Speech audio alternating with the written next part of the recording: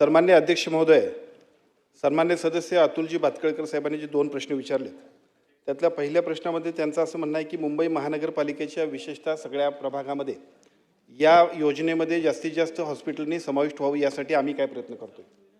पूर्वीच आठवड्याभरापूर्वी विधान परिषदेमध्ये सुद्धा याच्यावरती एक लक्षवेधी मांडली होती आणि त्यानंतर आपल्या विभागातल्या सगळ्या आमदार महोदयांना घेऊन इथल्या सगळ्या हॉस्पिटल्सना सुद्धा आणि विशेषतः ट्रस्टमध्ये जे सार्वजनिक न्यास नोंदणीमध्ये ज्या काही हॉस्पिटल्स आहेत या सगळ्यांना सुद्धा सक्तीने याच्यामध्ये समाविष्ट करण्याबद्दलच्या सूचना आम्ही दिलेल्या आहेत, विनंती केलेली आहे।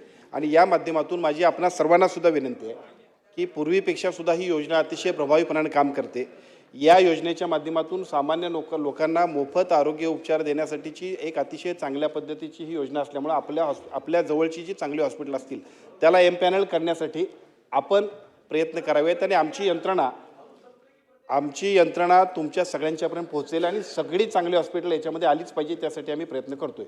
दुसरा प्रश्न आपण जो सांगितला की या योजनेच्या बरोबरीने इथं विशेषतः पॅकेजेस जे आहेत की जे पॅकेजेस परवडत नाहीत त्यामुळे सुद्धा काही आक्षेप आहेत।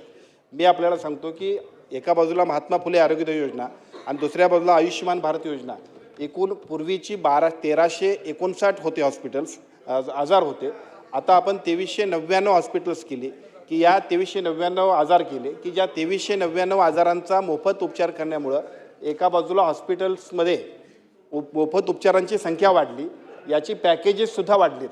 या सगळ्या पॅकेजेसबरोबर जे NABL असतील, जे वेगवेगळ्या पद्धतीचे चांगले हॉस्पिटल्स असतील त्याच्यासाठी सुद्धा आपण दर वाढवलेले आहेत। माझी विनंती आहे की या योजनेमध्ये आपल्याकडची चांगली हॉस्पिटल असतील त्याला एमपॅनल करण्यासाठी आपण स्वतःसुद्धा पुढाकार घ्या।